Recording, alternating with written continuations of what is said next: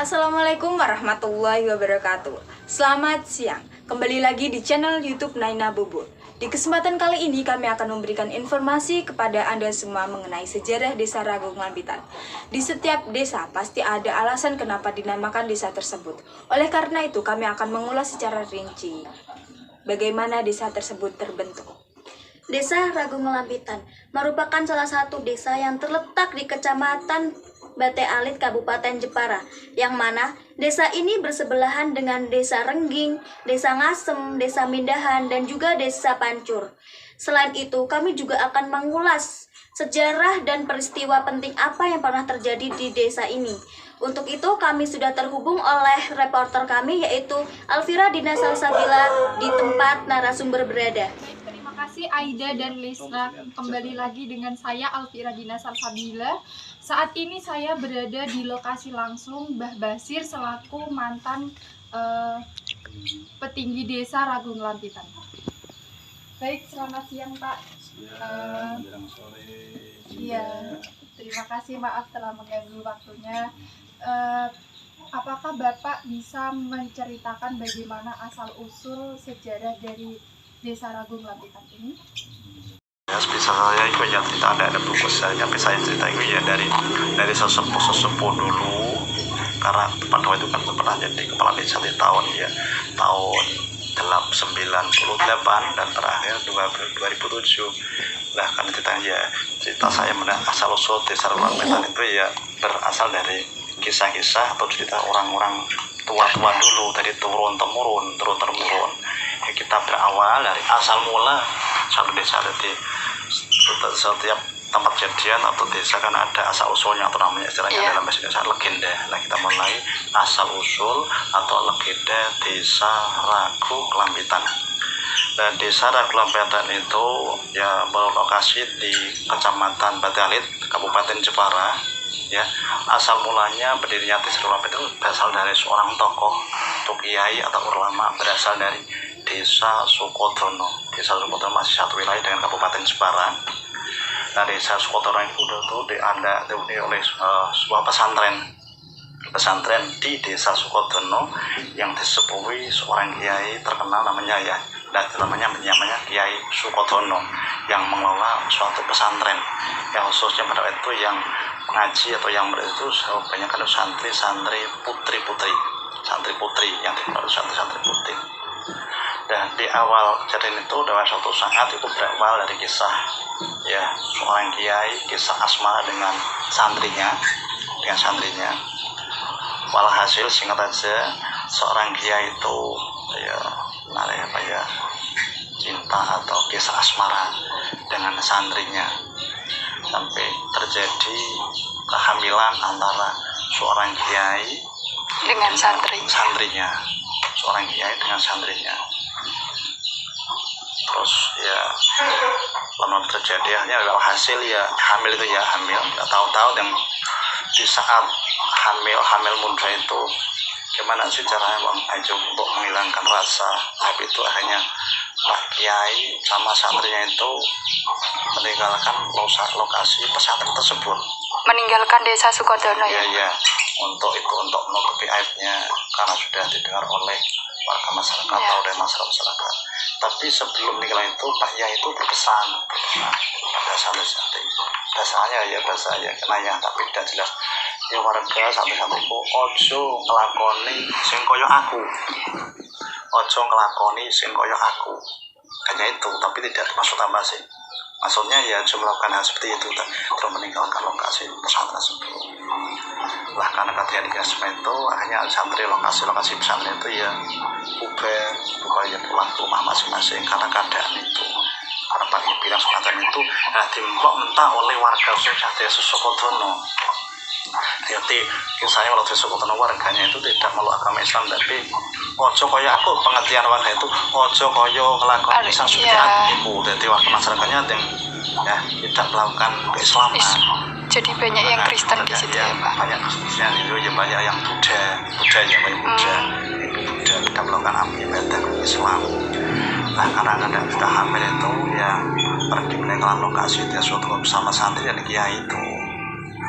Pak Kiai dan santrinya meninggalkan lokasi desa Sukodono atau pesantren Sukodono ke arah utara, ke arah ke arah sebelah timur, arah sebelah timur. Berjalan kaki sampai telusuri ya dari lokasi sampai ke lokasi. Alhasil sudah sampai ke lokasi tempat, berhasil keluar dari desa Sukodono, berhasil, alhamdulillah sudah sampai ke lokasi tempat, berhasil meninggalkan lokasi, alhamdulillah berhasil terkabul. Alhasil di suatu desa artinya kabul, sudah keluar dari desa Sukodono, berhasil terkabul perendang saya sudah berhasil kabul meninggalkan desa Sukodono ya. Terus sampai desa Ngabul, rame-rame dan cari zaman dengan situ Ngabul karena berhasil meninggalkan desa Sukodono Ya, terkabul. ya. Setelah di desa Ngabul sampai berjalan ke arah timur terus. Bahkan keadaan ya si santri yang hamil tadi kan sudah hamil muda, nyidam sari di suatu tempat, suatu lokasi yang ada buah asem yang santri yang nyidam itu menginginkan buah asem, ceritanya gitu ya, dan dari orang tua itu akhirnya menginginkan ya, akhirnya dengan suatu tempat itu dengan desa Ngasem, akhir zaman akhirnya sebelah itu jadi desa Ngasem karena ada buah asem di situ. Kisahnya dan santri tadi dan buah asem itu segar, bilang bahasa segarnya harusnya yang pas-pasan itu hamil muda atau bahasa sekarang nyidam sari ya, sampai berjalan ke arah timur terus ya, sangat di suatu tempat, di suatu lokasi itu karena hamilnya sudah hampir hamil tuanya sudah di suatu tempat, di suatu lokasi itu ternyata hampir melahirkan. Nah, itu Pak Kiai menyiapkan alat atau istilahnya ya menyiapkan alat lampit atau menyediakan alat, membuat alat untuk persediaan si jaban bayi lahir. Menyiapkan suatu tempat atau dari lampit, istilahnya digelar di suatu tempat akhirnya untuk melahirkan sang bayi tersebut ya, di suatu tempat lahiran, suatu tempat digelarkan suatu tempat itu akhirnya berjalan zaman di dekat desa Gumelar, suatu lokasi besar yang ada suatu tempat namanya Dukuh, itu sekarang di Dukuh Gumelar itu sekarang gelaran suatu lampit itu untuk melahirkan sang jambang bayi. Kata sampai bayi di situ saya sudah lahir, alhamdulillah bisa lahir dengan selamat. Jadi syukur Pak Kiai itu sama seperti syukur, jadi namanya syukuro, jadi tempat Dukuh Sekuro dan Dukuh Gumelar, tempat gemelarnya sang jambang bayi lahir. Nah, setelah sang jambang bayi lahir itu masih ya keadaan sehat, terus gelarannya adalah menyatu dibawa untuk sang bayi, untuk membopong sang bayi yang lahir tadi dibawa ke arah timur terus. Dan seperti sungai ya, ada sungai lo kok sungai ya hanya kebuntu tidak bisa jalan sana dan sini kebun kayaknya tempat itu daerah Bunton terbuntu karena jalannya sungai, kalau sungai tarik ke sungai terus udah kebuntu dari Bunton. Jadi berjalan zaman dengan desa Bunton karena kebuntu adanya sungai. Walhasil si jambang bayi yang lahir itu dibayang terus dengan santrinya dengan Pak Yai Sukodono, nanti berjalan terus ke arah selatan, berbelok ke sebelah, walhasil berbelok ke sebelah ke timur ya, timur berbelok ke arah sebelah selatan. Di suatu tempat di situ ada dengan suara bayi. Akhirnya ada sempat ingok suatu tempat, jadi tempat jendelo ingok kok ada suara bayi. Nah, suatu akhirnya sempat itu desa Dukuh Kendolo. Jadi seorang warga melihat suara buka jendela rumah, ada terlihat ada suara bayi. Akhir zaman satu dukuh namanya Dukuh Kendolo, yaitu arah sana. Setelah sampai di Dukuh Kendolo, keadaan bayi itu masih sehat, bawang sama di atas lampit tadi. di atas lampit, terus dimandiin di suatu sendang,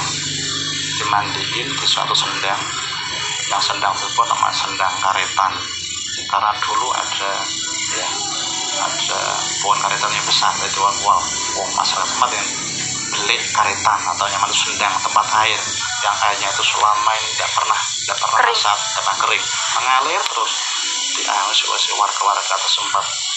Nah, Sabang bayi di situ dimandiin di suatu sendang atau sendang karetan, sendang gula tersebut. Ada sendang yang airnya tidak pernah kering terus menerus, dimandi di situ. Si Sabang bayi itu di tempat di dua tempat batu. Ada batu di situ, ada dua batu untuk tempat memandiin si bayi itu. Ada mandiin si bayi. Lah batu itu tempat sang bayi yang dimandiin sang kiai tadi.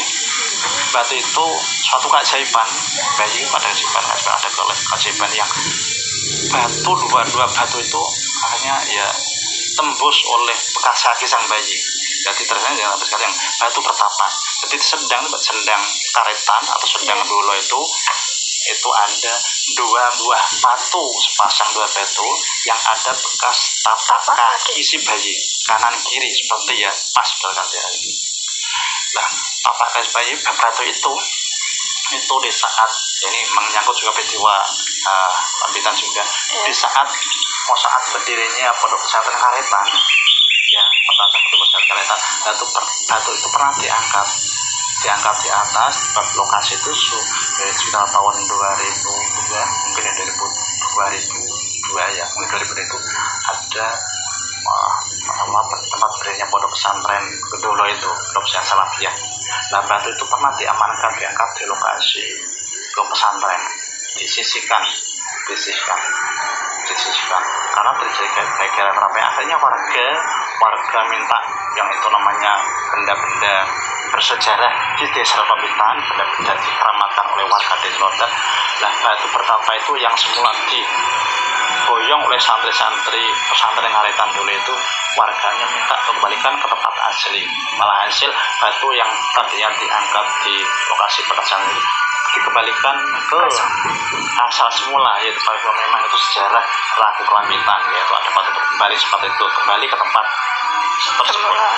Nah, setelah itu si bayi setelah dimandiin di sendang tersebut, bayi keadaan masih dalam keadaan sehat sudah dimandiin, terus diboyong dari lokasi beli karetan tersebut. Terus si Sabang bayi itu dibawa ke arah barat, Nah, sampai ke arah barat, kurang lebih dari lokasi sendang karetan itu ke arah barat sekitar 150 meteran, yaitu di tengah hutan. Dulu hutan karena sawah-sawah masyarakat. Dan di situ di suatu tempat akhirnya awal hasil dimakamkan itu karena sudah ada bernyawa, akhirnya dimakamkan di situ bayi tambahnya tadi dimakamkan di situ. Akhirnya dimakamkan di suatu tempat, akhirnya sampai sekarang tempat tersebut yang dimakamkan oleh sang bayi putra Pak Kiai tadi, terus sampai sekarang namanya itu Punden Suko, lengkapnya Punden Sukodono. Jadi dimakamkan di pohon tersebut, ada pohon besar di situ. Di bawah pohon besar itulah makam si bayi tadi atau jenazah si bayi Pak Kiai tadi dimakamkan di suatu tempat di situ. Itu makamnya si bayi tadi putranya Pak Kiai Sukodono. Itu makamnya di walhasil sekarang namanya Punden Sukodono. Lengkapnya Punden Sukodono, di situ makamnya. Makamnya itu jadi tiap tahun sekali ada acara ritual khususnya dari pemerintah desa itu tiap tahun sekali di saat musim sedekah bumi itu ada acara ritual biar bersama khususnya Pak Tinggi, perangkat dan warga desa setempat itu menyelenggarakan kegiatan ziarah di makam Sukodono atau makam Mbah Sukodono. Namun Suko yang punya dari pemunden, pemundennya orang-orang tua, dipundi-pundi dikeramatkan. Jadi setiap satu kali kan setiap bulan Dzulhijjah atau bulan apa itu ada acara selamatan sedekah bumi, sedekah masyarakat, selamat sedekah bumi itu berkah sama masyarakat untuk dan di situ doanya memohon kepada Allah dan mohon berkah dengan harapan desa Raguam Depok, karena itu asal usul desa Raguam kita mohon pada Allah ya dengan harapan desa Raguam itu aman, tentrem, ayem, rakyatnya aman, warganya ayem itu hasil setelah singkat asal usul desa Ragu Klampitan. Tadi reklam itu tadi gimana kembali ke alun-alun balik kok sudah tidak Klampitan gimana? Nah tadi di terus perjalanan susah bayi kan ya kan tadi pun di dalam gelaran terlambat tadi lah. Iya. Nah sangnya itu ragu-ragu lagi bayi masih hidup atau mati dibuka hanya ragu-ragu hidup atau mati. Ragu-ragu ya sebenarnya nama lama-lama ya di desa Ragu Klampitan tadi kata ragu-ragu memang tadi Ragu Klampitan dibuka tadi mata masih hidup dan kembali mau dimandiin sedang tadi kuasa usul Klampitan. Sekian ya mungkin secara singkat asal usul desa Ragu Klampitan mungkin itu yang bisa sampaikan. Narasumbernya mana? Narasumbernya itu dari tokoh-tokoh sesepuh dulu yang menceritakan asal usul itu yang udah punya buku sejarahnya tapi pendapatnya udah narasumbernya dari orang tokoh-tokoh dulu dibahas dulu. Itu yang saya sampaikan. Mungkin ada yang lain, pertanyaan lain mungkin. Selain asal usul desa Ragu Klampitan, apakah ada peristiwa yang terjadi di daerah Ragu Klampitan yang sangat bersejarah bagi warga di sini, Pak? Ada bersejarah, umumnya tragedi ya. Tragedi desa tempat desa itu saya pas menjabat dari kepala desa itu kan. Saya menjabat kepala desa kan dari mulai April tahun 1900 ya 98 tapi ya April 1998 itu aku diangkat jadi kepala desa itu awal di saat negara zaman acara zaman reformasi tahun 98 itu di desa Ragup itu sudah ada mulai ada bibit kawin cikal bakal desa Ragup itu sudah ada surat-surat dari pas di saat menjabat itu desa Ragup itu akan didirikan pondok pesantren, suatu pondok pesantren. Lokasinya di Dukuh Gendolo, yaitu tempat lokasi Sendang Karetan itu. Pengasuhnya Kiai Haji Sotik Mahmud. Pengasuhnya itu Kiai Haji Sotik Mahmud. Itu asal dari daerah Jember, tapi dari Robayan, dari mantu Bapak Kiai Ahmad Robayan. Asal mulai dari Jember, tapi menantu Pak Kiai Ahmad Robayan dan punya rencana mendirikan pesantren di Dukuh Gendolo itu. Pesantrennya dikasih nama pondok pesantren Hidayatus Salafiyah. Tokohnya beliau Pak Kiai Haji Sotik Mahmud. Terus dari mana? Tanah itu hasil pemberian dari Bapak Haji siapa namanya Haji daerah ya Pak Haji Kesemaji. Tanah itu yang di lokasi untuk pesantren Pak Sotik itu pemberian atau hibah Usman Kiai betul hibah, dan selain itu hibah ada wakaf untuk Bapak pondok pesantren Kiai Sotik, yaitu wakaf hibah pemberian dari Bapak Haji seperti Kasmaji. Nah di situ didirikan itu. Nah awal BPKW itu ya warga-warga itu dukung berarti itu ada yang akan buat lokasi pun gugur gunung siang hari bagi itu gugurung warga setempat gugur gunung mendirikan suatu pondok pesantren yang namanya pondok pesantren Hidayatus Salafiyah itu. Lama-kelamaan awal mula itu rumah-rumah kupu-kupu awal mula rumah-rumah kupu-kupu, tapi lama-kelamaan warga-warga yang punya itu akhirnya banyak yang memberi bantuan berupa tanah akhirnya dan tanahnya lokasi itu selain pemberian dari Pak Haji Kasmati ada yang lain dari bapak yang lain untuk memberi tanah tersebut untuk tempat pendirian pondok pesantren hanya di pondok pesantren. Lama-kelamaan pesantren itu semakin rame, semakin rame. Kegiatannya itu tiap hari Ahad hanya rame bahkan itu nanti rame sekali Mbak, rame sekali. Jadi yang ngaji banyak, yang nyantri yang banyak, yang ngaji banyak, sama sekali rame. Tapi karena entah suatu apa, selain itu yang rame banyak pengunjung itu rame. Warga setempat yang mengunjungi dari segala daerah, ada yang mondok dari kota yang banyak mengambil sini. Entah suatu apa kegiatan selain santrinya kan tidak hanya santri, tapi artinya bermacam-macam. Santrinya di situ ditampung, orang ditampung ya sembarang kali macam, jadi orang tua muda kecil ditampung itu ikut ngaji di situ. Santrinya dari sekitar Ya itu banyak dari kita ini, tapi di luar daerah banyak Pak, ada yang dari mana-mana ada, dari banyak sekali santrinya itu. Pada saat itu atas saya itu santri yang ngaji itu banyak. Selain itu santri-santri tua yang ngaji musiman, misalnya malam Jumat ada istingkosa di pondok itu, terus Ahad sore ada pengajian rutin, pengajian yang ceramah ya Pak Kiai itu Ahad sore. Jadi pengunjungnya banyak sekali. Karena ada entah apa, entah sesuatu apa lah, santri-santri itu yang tua itu dia karena santrinya kan bermacam-macam. Nah, santri-santri itu karena sering melakukan apa ya, maksudnya santri itu ingin menggait wilayah atau menjadi satu versi dengan Pak Kiai. Semacam itu tujuannya telah dari siji satu haluan dari pesantren Karetan, berusaha menggait itu para santri-santri atau kelompok maksudnya itu. Nah, kemudian ada kejadian peristiwa itu saat itu kan santrinya kan banyak sekali, tidak hanya orang, tapi orang-orang yang hanya orang preman yaitu juga ya ikut antisipasi dari berbagai kalangan ada. Saat ini semuanya ditampung. Pemerintah suatu apa kejadian itu sering itu pada malam-malam itu santrinya itu sering beroperasi Pak.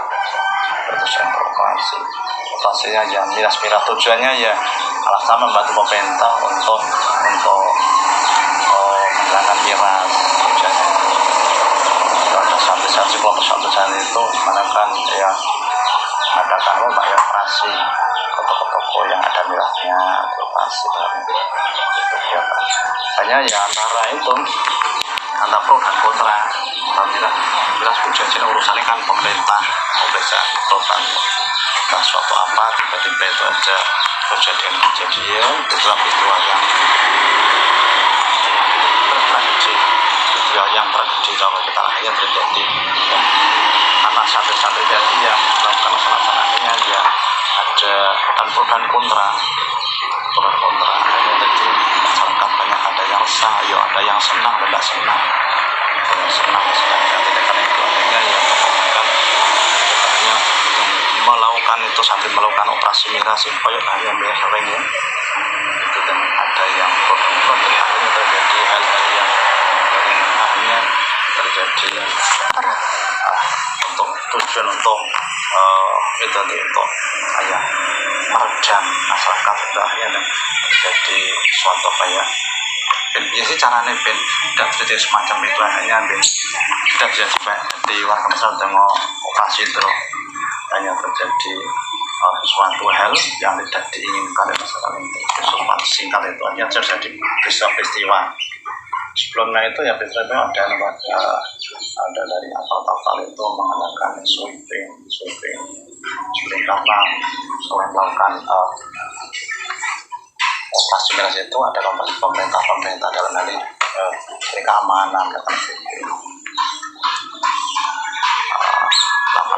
pada sesuatu yang luar hanya terjadi untuk menjadi demi keamanan pada sebuah akhirnya orang-orang yang melakukan itu ya hanya berurusan dengan pejabat ya apa artinya yang membuat kayak itu tadi hanya terjadi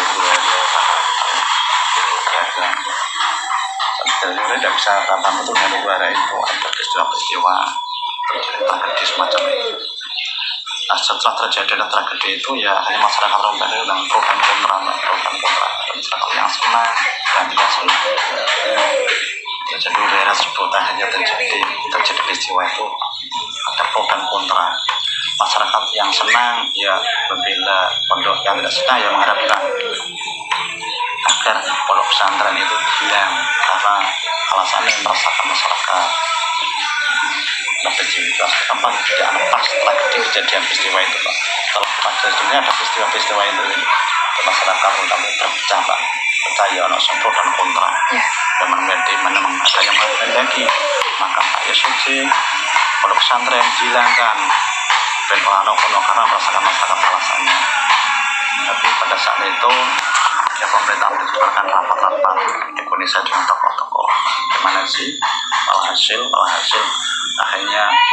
walhasil dari hasil rapat-rapat itu misalnya suatu peristiwa di sekolah atau di tempat-tempat itu Pak, orang-orang yang tidak pondok pesantrennya misalnya ada sekolah atau masa ada peristiwa pembunuhan misalnya ya orang sekolahnya yang berusaha orang berusaha tapi pelakunya yang ditangkap pelakunya saja hanya ada macam itu hasil dari pondok pesantren tapi tidak berusaha ada secara foto-foto Pak sudah tetap di situ jadi sampai sekarang pondok pesantren tetap di situ tapi pengelolanya sampai tidak ada penerusnya yang pertama ya hanya anaknya tapi hanya kegiatan sampai sekarang kegiatannya ya hari Jumat masih kegiatan ya itu hanya masih digunakan untuk ya sholat tarawih ngaji tapi tidak seperti tahun dulu sebagian masjid Tidak terlalu aktif ya Pak.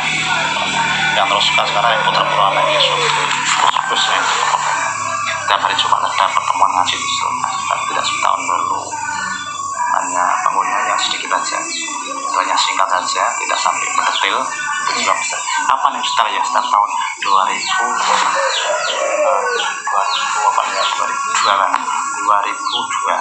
tahun 2002 saat saya itu menjabat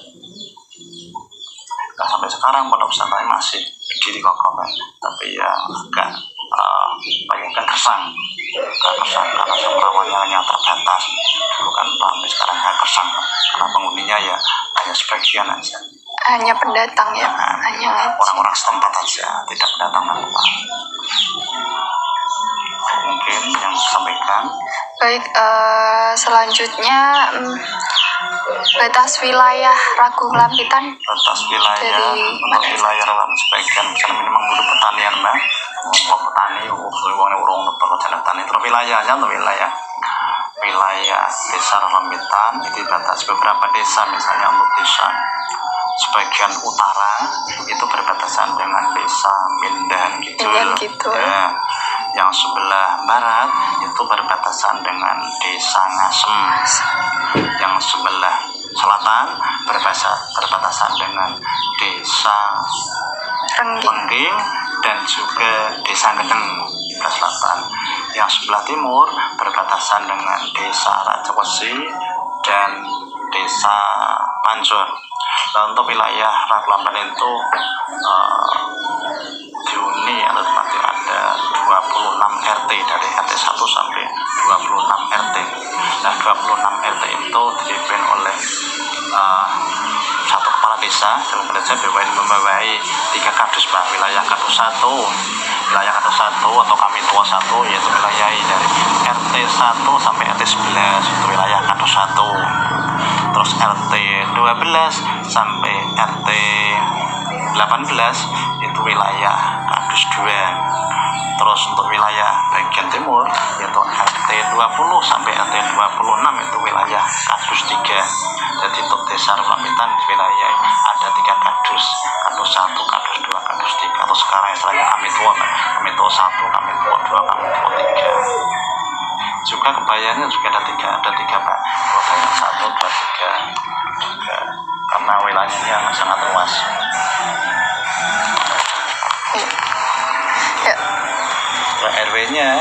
RW-nya ada 5 RW Pak.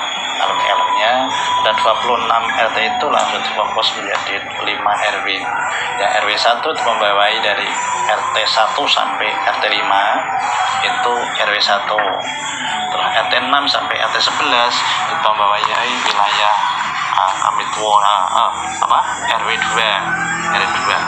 Terus langsung ke RT 12, 13, 14, 15 itu wilayah itu RW 3 ya. Terus RT 20 tapi 14 ya, 15, 16, 17, itu RW 4 atau RT 20 sampai RT 26 itu RW 5. Kita bukan ada 5 RW, 26 RT, 5 RW dan 3 kadus lah. Itu yang bisa sampaikan, mungkin ada yang lain. Ya, saya rasa cukup. Baik, terima kasih atas informasinya dan maaf telah mengganggu waktunya Bapak. Sekian dari saya. Terima kasih. Ya, mungkin pesan saya yang karena dapat pegang tag, hanya ingat-ingat aja, mungkin ada yang kurang lebihnya itulah ya, nanti karung yang kurang atau disempurnakan, yang lebih itu hanya fadl dari Allah, dan kelebihan yang kurang nanti mau disempurnakan ya. Iya Pak, terima kasih Pak atas waktunya. Baik pemirsa, kembali lagi dengan saya. Berikut adalah hasil wawancara siang hari ini. Kita mendapatkan beberapa informasi asal-usul daerah Desa Ragung Lampitan. Ternyata Desa Ragung Lampitan itu berasal dari ada sebuah kiai yang ragu-ragu membawa baginya dalam sebuah seperti lampitan itu, lalu dia menamai Desa Ragung Lampitan. Dan ternyata juga kita dapat simpulkan bahwa Desa Ragung sejarah tersebut beruntun dari Desa Sukodono, Ngabul menuju Ngasem, lalu Gendola, lalu ke Ragung Lampitan. Sekian dari saya, Alfira Dina Salsabila. Kembali ke studio, Wisna dan Aida. Terima kasih kepada rekan Dina. Ternyata di Desa Ragung Lampitan menyimpan banyak cerita ya. Oh iya, selain namanya yang unik, ternyata desa ini juga menyimpan peristiwa dan sejarah penting yang pernah terjadi. Desa ini juga ternyata wilayahnya sangat luas dan juga padat penduduk. Baik, sekian itulah penjelasan singkat tentang Desa Ragung Lampitan. Saya Lisna Amanda Dan saya Aida Istiqomah. dari channel Naina Bobo melaporkan. Wassalamualaikum warahmatullahi wabarakatuh.